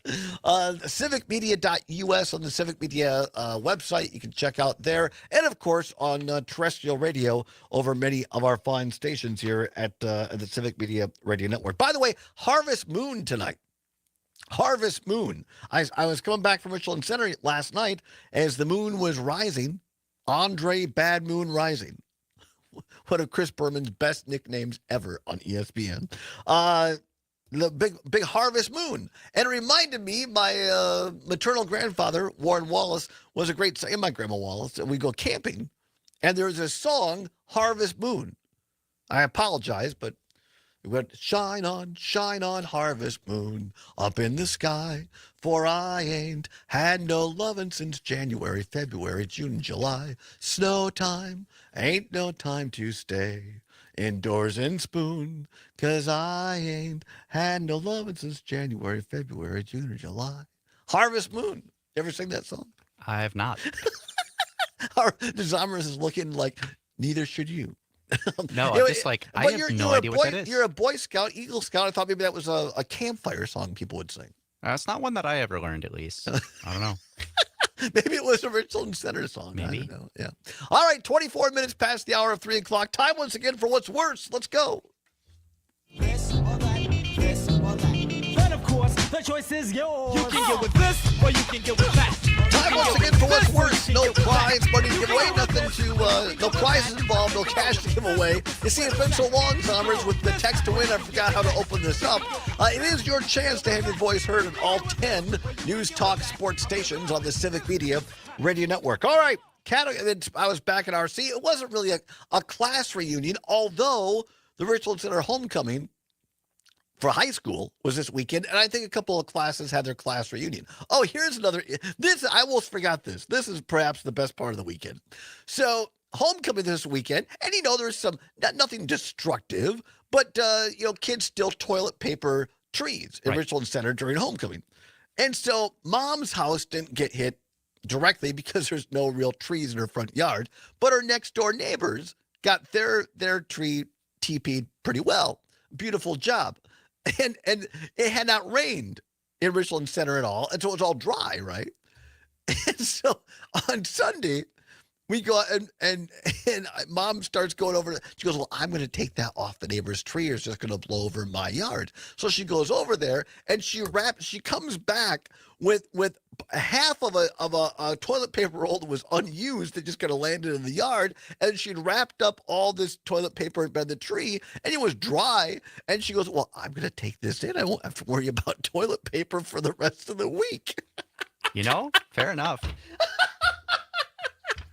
If it works, it works. And if she's listening at home, which she oftentimes is, she's probably saying, now, why would he say that on the air? I said, you're not actually, well, why not? And as my brother-in-law pointed out, it was not like cheap, generic toilet. It was like Charmin double quilt. No, it was like Charmin double quilted. I mean, yeah, then that, you know what? It's free. Right. As long as it's not all nasty. No, it was clean as a whistle. So there you go. There's a little news you can use. Don't knock the TPing of the neighborhood during homecoming, because you might be able to recycle. Reduce, reuse, recycle. That's a reuse right there, I think. Just don't do it in the other order. Exactly right. All right. Category today, what's worse, high school reunion or no high school reunion? High school reunion or no high school reunion? 855-752-4842, 855-752-4842. What's worse, high school reunion or no high school reunion? You can also text us on the old Civic Media app. Download it for free download it at your Apple or Android device on the App Store. Type in Civic, CIVIC Media. It'll pop up. Cute CM logo. Click on that. Takes less than a minute, and it is free. The Civic Media app. What's worse, high school reunion or no high school reunion? Our own Catherine Lake, general manager of WMDX here in Madison, says, of my old Harvest Moon song, she says, if that song isn't a promo, I don't know radio. Well, Catherine knows radio. So I guess there you go. Our work for today is done, Zombers. I know what I'm doing, yeah. And by the way, shout out to Catherine Lake and all of our great people. I regret I wasn't in town on Sunday yesterday because they had the big Alzheimer's walk and fundraiser here in Madison. And both Catherine and my family have been touched by dementia and Alzheimer's, as I know many of you have as well. And John and Gordy crew, Dom the Italian Stallion Lee was out there. Did you make it? You did not. No, I'm sorry. I didn't mean to make you feel bad. I am so sorry to all of you that I couldn't go. You couldn't go. Not that I couldn't go, that I forgot. I woke up, I checked my notepad of stuff to do, and I'm like, you know what?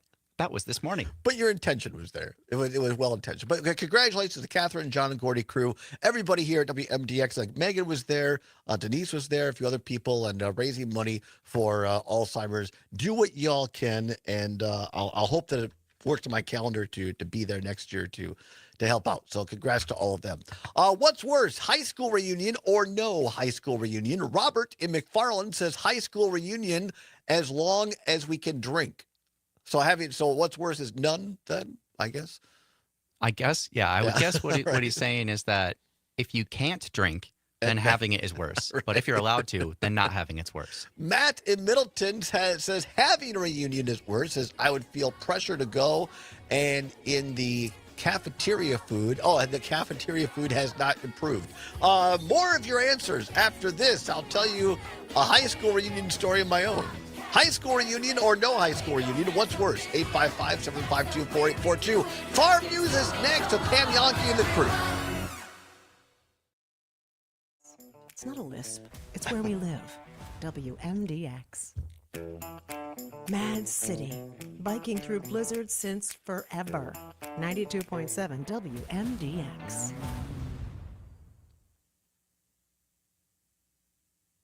If you've been paying attention in the news, you may have heard about the New World screwworm and how it is now within 70 miles of the U.S. border. I'm Ben Jarbo at the Midwest Farm Report. And New Megan World said screwworm that isn't the Walk to End necessarily new to Alzheimer's the was a US, beautiful but event it has that been she, a while. her Jamie husband Jonker, the Corey, Chief Science Officer with the Denise, National Milk Catherine, Producers Arthur, Federation, and Hannah is all here walked. to share some of the history of this disease and the United States. We'll listen to that right after this. Don't touch that dial. You are tuned into Whiffles Country WYFF, the station that's been family-owned and fiercely independent for almost 80 years. No nonsense, just common sense and chart-topping corn hybrids coming to farm gates all over the Central Corn Belt. Stay tuned for more Whiffles Country hits like She Thinks My Colonel's Sexy, I Got 99 Problems But Yield Ain't One, and Mamas Don't Let Your Babies Grow Up to Sell Soybeans. Thanks for listening, and remember to keep it independent with Whiffles Hybrids. Now let's listen into the history of the New World screwworm. Yeah, so New World screwworm was endemic in the southern parts of the U.S., and we started a very thorough eradication program in the 50s. By the mid-1960s, it was essentially eliminated from the continental U.S. There were still some outbreaks that happened in the 70s, and most recently there was outbreak in the U.S. was actually in the Florida Keys about a decade ago. And the New World screwworm in that case was infecting key deer. We were able to, USDA in the state of Florida, put up control zones, and they used the sterile fly technology to eliminate the flies there.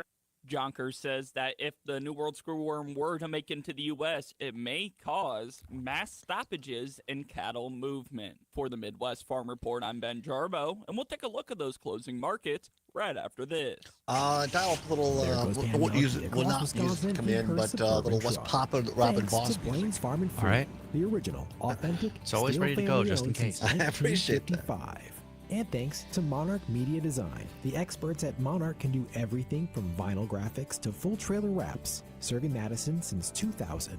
Monarch specializes in vehicle wraps and graphics. Just like this. Keep up with Pam at And Midwest this. Farm Just a bit outside. Facebook And one more. I'm Ben Jarbo with the Midwest Farm Report. There are Now others, let's see how the but- market's closed. It's a slight mix with cash and new crop corn up 2 3/4 at 4.21 3/4. But cash and new crop soybeans are down 1/4 of a penny at 10.17 3/4. December wheat is down 2.5 at 5.12 3/4. Class 3 milk is mixed as well, with November contracts up 5 cents at 16.99 a hundredweight, and December contracts down 9 at 17.05 a hundredweight. 40-pound blocks are down 4 cents at 1.75, and butter is down 5.5 at 1.69.5. For the Midwest Farm Report, I'm Ben Jarbo.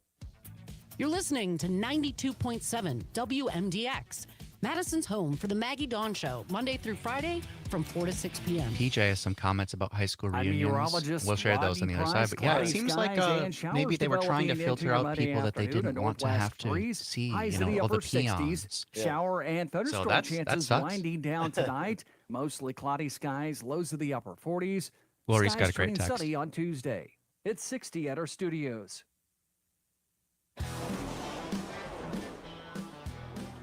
Drivers, Austin Cindric here. As a NASCAR Cup Series driver of the number 2 Discount Tire Ford Mustang, there's a few rules of the road I like to tell my family and friends. Tire pressure is critical to safety because underinflated tires are more likely to fail. Plus, properly inflated tires will give you better gas mileage. Make sure to check your tire pressure at least once a month or stop by a local tire retailer for an air check. A message from the U.S. Tire Manufacturers Association. This is Robert Pilot of Native Roots Radio. On our show, we share stories from Turtle Island highlighting the people and issues shaping our communities. From protecting water to treaty rights and preserving languages and traditions, we cover it all. Hear voices like Arena Martin of Emerge, Wisconsin, Dr. Stately, Robert Lilligren, and more. Because Native issues are human issues, and human issues are Native.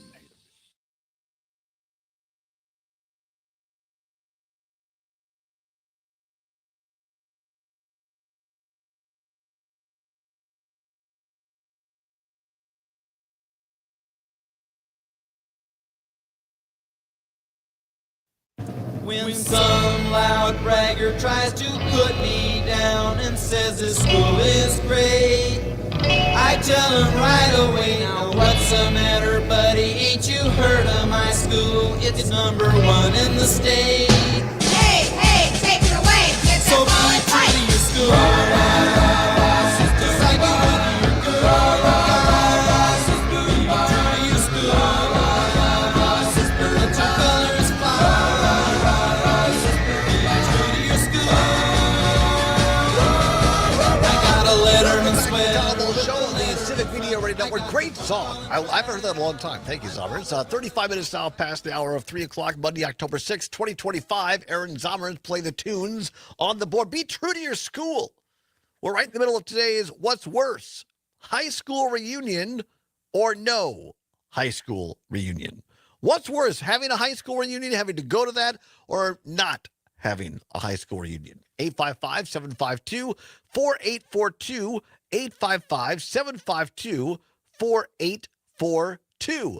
Let's go to the phone lines. Ollie, listening up in the North Woods. Ollie, hope you had a good weekend. Welcome back to the show. High school reunion or no high school reunion, what's worse? Well, that's kind of a trick question, isn't it? A Because bit, if you maybe, didn't yeah. go to your high school reunion, how will you know what's worse, going or not going? Right? I suggest that you be careful, for Terry Barr might have you on Pete's show to sing that Shine On Harvest Moon song. Right? Yeah.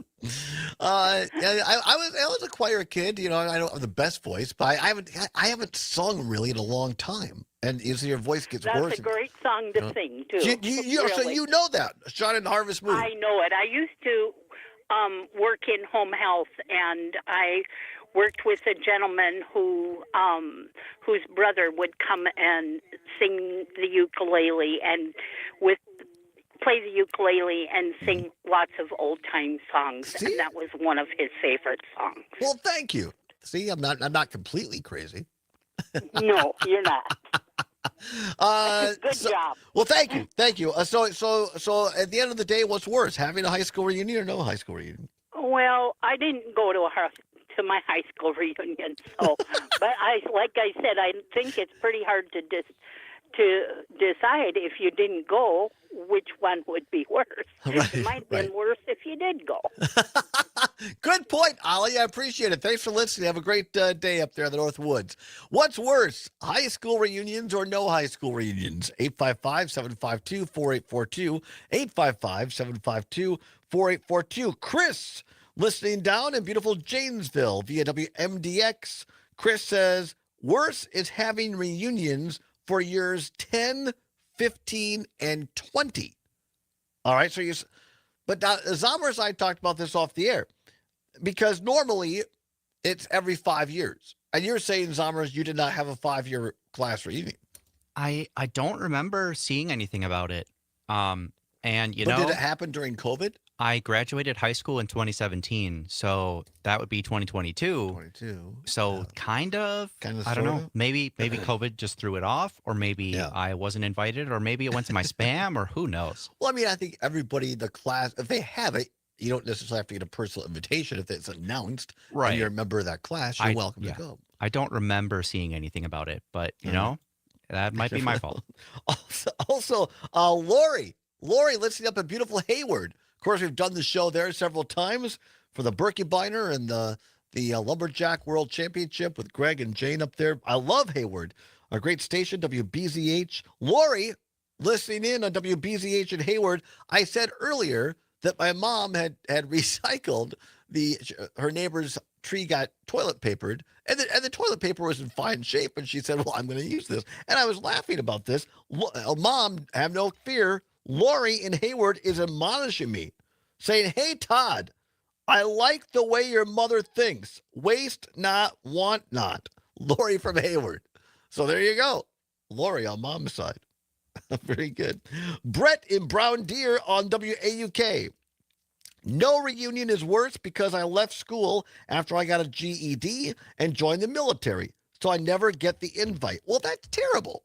You should get the invite, Brett. Come on now. And by the way, thank you very much for your service to our country. Extraordinarily important. I think that's something, as someone who works in military affairs for our former congressman, I think it's something that's not talked about enough today, which is, look, nothing wrong with college, nothing wrong with tech school, nothing going into the workforce, but certainly nothing wrong. In fact, everything right about if you feel a calling to join the military. So God love you, Brett. Thanks for doing that to everybody else who chooses to go into our all-voluntary military these days. What else we have here? Robert, did you make a mistake? Robert McFarland, listening to WMDX, says high school reunion as long. I see. As long as we could. He was apologizing earlier because he said he was driving while trying to text. Don't do that, Robert. Thanks for listening while you drive, but pull over if you're going to text. Megan in Sun Prairie, listening to WMDX, says I never had a formal high school reunion because of COVID. So I guess I'm fine without one. All right, that makes sense. Matt Middleton, reunion is worse. Matt, listening on WMDX, says, I would feel pressured to go, and I'm not sure we read that one as well. Sorry. On YouTube, though, PJ says, high school reunions are worse. In my experience, the high school that I attended always wants to throw their reunions at expensive golf clubs and resorts. Oh, yeah. The last one I was invited to was asking for $50 a plate at a golf resort club. I declined the invitation, and they stopped inviting me.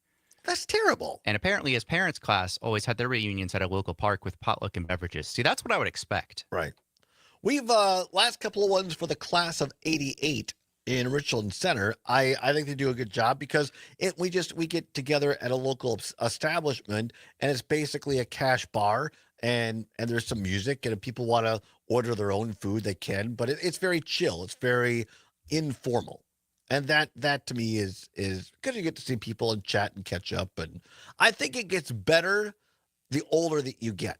People kind of lose the clickiness or whatever, and you just realize we're all people and you get along.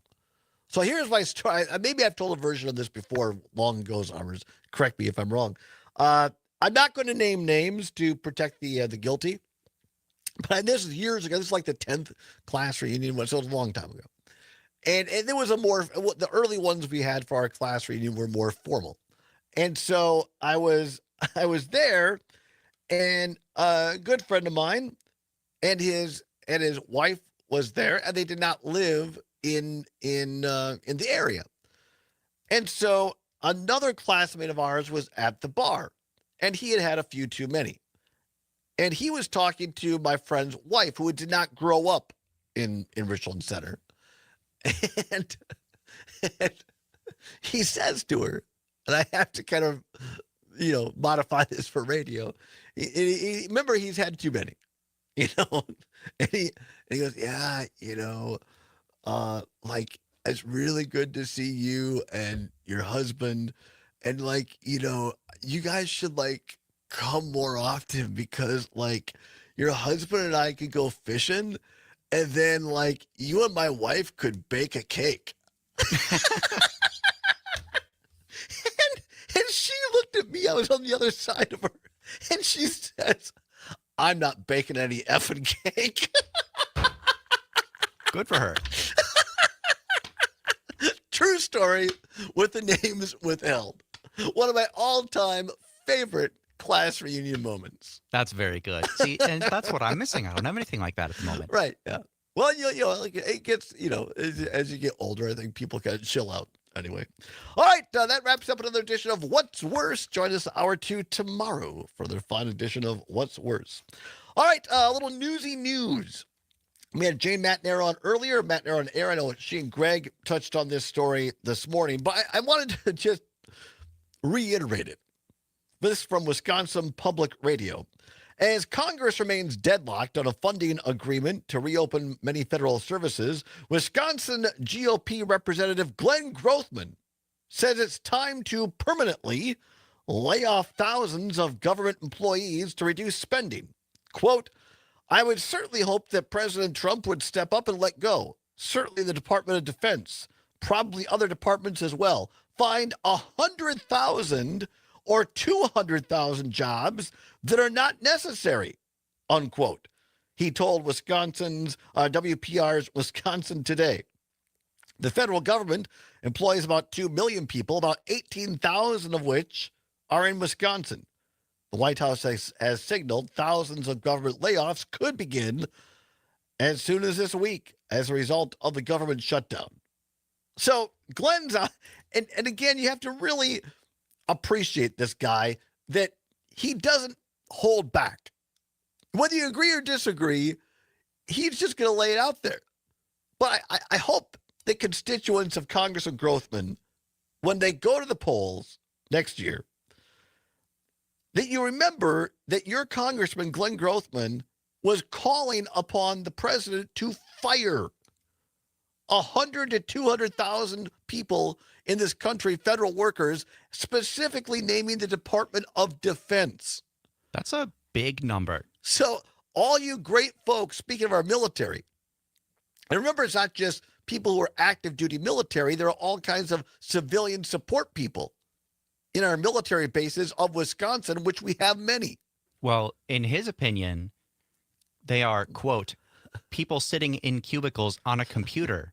There is a lot of anecdotal evidence out there that these people aren't working that hard, unquote. Well, remember, Glenn is the only former state senator, Republican state senator, who used to order his staff to work on Martin Luther King Day because he didn't think it was a real holiday. That's true. Interesting. So there's that. All right, it's 46 minutes past the hour. Time once again to see what's popping with Robin Voss. Love to hear the robin go tweet, tweet, tweet, rockin' robin, tweet, tweet, rockin' robin. Time once again for what's popping with Robin Voss. I love hearing the popcorn effect. The Republican Assembly Speaker of the State Assembly. He has a side hustle. He's a popcorn guy. He sells popcorn. Not like vending at the... Yeah, not door to door or anything. Right. He has a company that... But he doesn't grow it. I think he just is like the middle person. I believe so. Yeah. We should actually order... I've never had any of his popcorn. Have you? No. All right. This comes to us from WisPolitics and also from WISN Upfront program. Great program on the weekends. Republican Robin Voss, the state's longest-serving speaker, says he's considering not running for re-election next year. Quote, I'm considering it, unquote, Voss told Upfront, which is produced in partnership with WisPolitics. Quote, yeah, I mean, I'm trying to think through, like, I've done this for a long time. How long am I going to be able to do it? I don't know. Now that Tony Evers is leaving, I'm kind of excited about the fact of working with a different governor. So I just have to decide. I won't decide until sometime in January, unquote. Now, this is interesting because I hadn't reported this or talked about it on the air because I hadn't really substantiated it.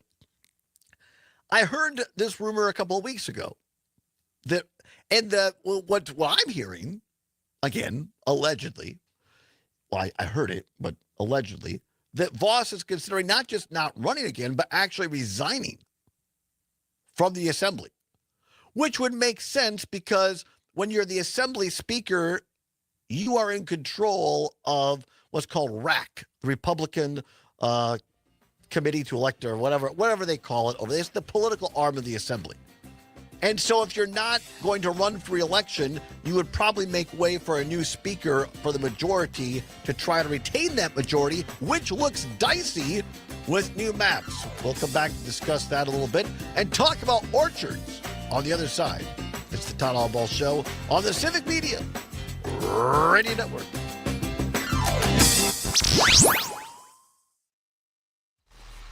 Connecting audiences, I guess powering his brands. popcorn company This is Civic Rojo's Media. Popcorn. Learn more at No, it's civicmedia.us/advertise. Rojo's Popcorn in Join El Burlington. Sazon Jarocho on It's Plaza called Drive, Rojo's Ontario. It's called Popcorn? Rojo's Saturday Popcorn. at 8:30 for margaritas, pizza, and wings. Plus, stop in for lunch Monday through Friday from 11 to 3. El Sazon Jarocho. You won't be Oh, hungry. my It's gosh. mostly wholesale popcorn, but apparently for what they call a small minimum monthly subscription for more popcorn kernels, they'll give you a machine for free. And Customs Enforcement, That's or ICE, hilarious. has increased quite a bit. There was a raid in Manitowoc at a Walmart parking lot where dairy workers were known to congregate, a series of arrests in Madison, and in Milwaukee, ICE is looking to expand its operations significantly by seeking office space downtown to go along with a new field office on the city's northwest side. This has been concerning for many, and not without reason. A recent large-scale ICE raid in an apartment building in Chicago saw reports of armed federal agents breaking down doors, U.S. citizens detained for hours on end, and children being dragged from their homes in the middle of the night. While the American immigration system has a host of problems, this kind of violent show of force is not an acceptable way to address these problems. And ICE also just received an injection of $45 billion in the One Big Beautiful Bill, so it is imperative for all of us to hold Yeah, ICE he bought it accountable in and speak out when 96. things go too far. Right now, things are going way too far. Find all of Dan's work at the Recombobulation area. From lakeside sunsets to State Street debates, Madison never runs out of stories. At 92.7 WMDX, we share the ones that matter most. With local voices, smart talk, and news you can trust. Because Interesting. This is our city too. 92.7 Earlier this year, apparently there were WMDX. warnings issued to Where Madison Rojo's turns up the Popcorn volume on about real equipment safety, conversation. and then someone got hurt, and they're being sued for it. America is kept safe To which I say, because the Army National Guard responds, protects, and supports our PJ nation says, does when it Rojo needs have the something to most. tell us? The Army National Guard responds to disasters such as wildfires and floods. They protect us with missile defense, cybersecurity, and civilian support teams for chemical, Like, I don't want to give him biological, money, but I want to radiological see if it's good, hazards. you know? Be there for your community and your country. Visit nationalguard.com to learn more about part-time service. Sponsored by the Wisconsin Army National Guard. Aired by the Wisconsin Broadcasters Association and this station. Hey there, Wisconsin. Tom Hartman here. Democracy is not a spectator sport, so join me each and every weekday right here on Civic Media for the Tom Hartman program from 11 a.m. to 2 p.m. Covering the news of the day and sharing ways for you to get off the sidelines and get active in your community. About 30 because seconds. change starts Gracias. with you.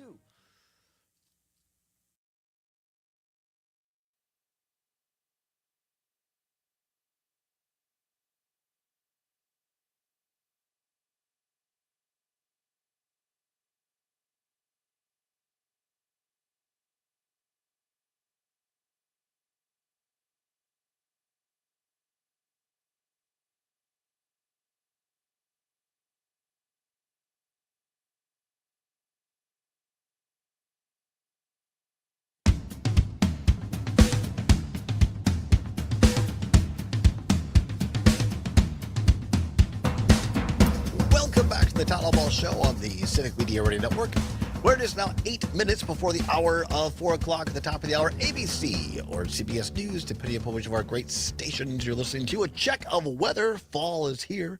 It'll be a little cooler than last week, a little bit more wet, moist, a little rain in the air, but not washing things out. And then a sports report with our great sports reporter, Mike Clemens, who will be live on the scene tonight down in Milwaukee at AmFam Field. The game number 2 of the National League Divisional Series between the Chicago Cubs visiting the Milwaukee Brewers. Pre-game show kicks off tonight at 7:30 with the first pitch at AmFam just after 8 o'clock. You can hear it on WRCE in Richland Center, WISS in Oshkosh, WCQM in Park Falls, and WBZH in Hayward over the air only. We cannot stream it on the Civic Media app because Major League Baseball owns those rights. If you're listening to us on WAUK Milwaukee, be aware, if it hasn't started already, that rush hour traffic is going to be a little crazy because people coming into town both ways, right? Coming up from Chicago and coming down from other parts of the state. So pack your patience, as they say. Traffic around Milwaukee, especially around AmFam, going to be a little heavier than usual for that drive home this afternoon. But wish the crew luck. I feel good. Feel good about it. And I know they can get it done here, game 2, and then all they got to do is win one of the last 3 of that 5-game series. They're on to the championship series, but one game at a time. Brewers tonight hosting the Chicago Cubs, 8 o'clock, just thereafter for the first pitch on many of our stations on the Civic Media Radio Network. Coming up tomorrow on this program, they have a brand new Capitol reporter, that is, at Wisconsin Watch. So looking forward to that. She's going to be here talking about a new bill regarding homelessness and veterans. So a very important issue. So be here tomorrow. We hear from Wisconsin Watch's new political reporter. Looking forward to that and all new What's Worse as well. I wonder if that's the same bill that...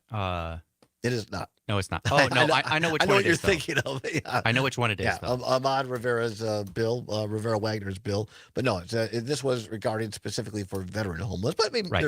they're similar as well, so that'll be good. Quick note, it's the story we're wrapping up about State Representative Robin Voss appearing on the Upfront program over the weekend, saying he's considering not running again for another term in the Assembly. And I said, well, what I'm hearing, unsubstantiated, but as Trump would say, a lot of people are saying, that Voss is not only considering not running again, but actually might resign from the Assembly yet in 2026, which would make sense because the leader of your party in either house is the person who is basically in charge of getting incumbents reelected and recruiting new people. So if you know you're not going to be there post-election, it would make sense to make way for a new speaker, a new Republican leader in the Assembly, and that person. And PJ, watching on YouTube, says, Robin Voss resigned? That music to my ears. I get it, PJ, but also a little bit of be careful what we wish for. Because believe it or not, there are more MAGA-leaning people in the Assembly Republican caucus than Robin Voss. Could one of them be the new speaker? And what would that mean for Wisconsin? Time will tell. Zommers also tallied up some news. We talked about the fact that Robin Voss has this side hustle, this popcorn company. And Zommers, you did a little work on this. I did not know this. Give us this factoid. So in 1996, Robin Voss purchased Rojo's Popcorn, a company in Burlington, Wisconsin. So Robin Voss's popcorn company is called Rojo's. Which, of course, is the nickname or a nickname for United States Senator Ron Johnson, Republican of Wisconsin. He's often referred to as Rojo, usually by people who don't really like him. Yeah. But the fact that Robin Voss's popcorn company is Rojo's Popcorn, as Chris Myers and the late, great Johnny Carson were fond of saying, I did not know that. It's pretty good, though. Yes. Absolutely. Our friend, my former pastor at Peace United Methodist Church, Sarah Cheney, tuning in via Facebook down in Missouri. Thanks for the congrats there, Sarah. More importantly, she says, "Go Brewers." That kind of hurts, but it's only fair. That is huge, coming from Sarah. Even coming from a pastor and with a heart of humility and gold, but still, she is a true Red Cardinals fan through and through. But I mean, you can't blame her. I mean, she's from Missouri, right? And so for Sarah to give the Brewers good wishes tonight, that's say that. Wow, I'm impressed, Sarah. Thank you. Appreciate that. Thank you, my friend. Hope you're doing well down there in beautiful Missouri. All right, Zommers, do we have anything else to clean up here before we go? Are we pretty good? Got apples? Oh, thank you. Yes, thank you. So I was at Oakwood Fruit Farm yesterday with the family for Customer Appreciation Days, and they have a brand new apple. I have it here in my hot little hands. Well, new to them. They just started growing it here 2-3 years ago, called Rave, R-A-V-E, Rave, also known as First Kiss. And what did Jeff Perry say earlier? That he said he used to dance under the name Rave. Yes, Jeff Perry said he used to dance under the name Rave and First Kiss. I did not know that either. But here now, let's do a little give one to Zommers. So forgive us for eating in front of you, but listen to this pop. Here we go. Mmm. Drip. Crisp and juicy. Absolutely. Just what you want from an apple, in my opinion. This could not be better. A great apple. Get out and support your local orchards this fall. And if you're in southwest Wisconsin, take a trip. One of our great sponsors, Oakwood Fruit Farm. Go see the Lewises. Out there, the Lewis Farm, Oakwood Fruit Farm is the same thing, as it turns out. Great show today. Many thanks to Jane Matt-Nair. Listen to her every morning from 9 to 11 on Matt-Nair on Air with Greg Bach. Many thanks to Zommers as well. We'll have people from Wisconsin watch here tomorrow. And go Crew! Let's go Brewers! Stay tuned. Maggie Dawn is next. We'll see you tomorrow on the Civic Media Radio Network.